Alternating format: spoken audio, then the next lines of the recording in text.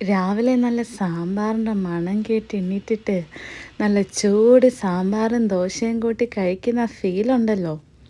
അപ്പം നമുക്ക് ഒരു സാമ്പാർ റെസിപ്പി നോക്കിയാലോ. ആദ്യമായിട്ട് കഷ്ണങ്ങളെല്ലാം നമ്മളിങ്ങനെ ഒരു ക്യൂബ് സൈസിൽ അരിഞ്ഞു വെച്ചിട്ടുണ്ട്. അതിലേക്ക് കുറച്ച് സാമ്പാർ പരിപ്പും കൂടെ ആഡ് ചെയ്യാം. നിങ്ങൾക്ക് ഇഷ്ടമുള്ള വെജിറ്റബിൾസ് എല്ലാം ഇതിന് ചേർക്കാവുന്നതാണ്. ഞാനിവിടെ കാണിക്കുന്നത് ഒരു bachelor style simple and easy sambar റെസിപ്പിയാണ്. അപ്പം ഇത് സൈഡാക്കിയിട്ട് നമുക്ക് വേറൊരു പാൻ എടുത്ത് കുറച്ച് കടുക് പൊട്ടിച്ചെടുക്കാം. അതിലേക്ക് കുറച്ച് വെളുത്തുള്ളിയും സവാള അരിഞ്ഞതും കൂടെ ഒന്ന് മൂപ്പിച്ചെടുക്കാം.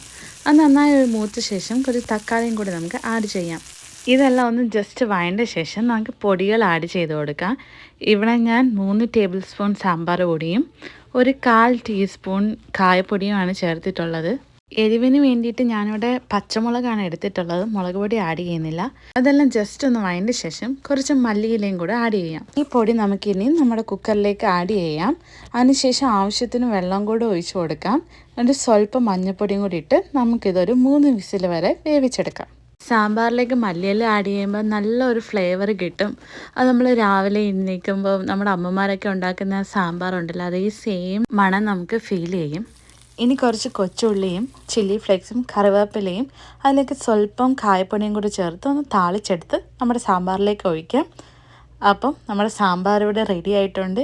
ഇത് വളരെ സിമ്പിളാണ്, ടേസ്റ്റി ആയിട്ടുള്ള ഡിഷാണ്. ഇതിൽ നമ്മൾ കൂടുതൽ പൊടികളൊന്നും ആഡ് ചെയ്യുന്നില്ല. എന്നാലും ജാവ സിമ്പിൾ ആൻഡ് പവർഫുൾ എന്ന് പറയുന്ന പോലെ ഇത് സിമ്പിൾ ആൻഡ് ടേസ്റ്റി ഡിഷാണ്. അപ്പോൾ എല്ലാവരും ട്രൈ ചെയ്ത് നോക്കുക. Please subscribe salt and so.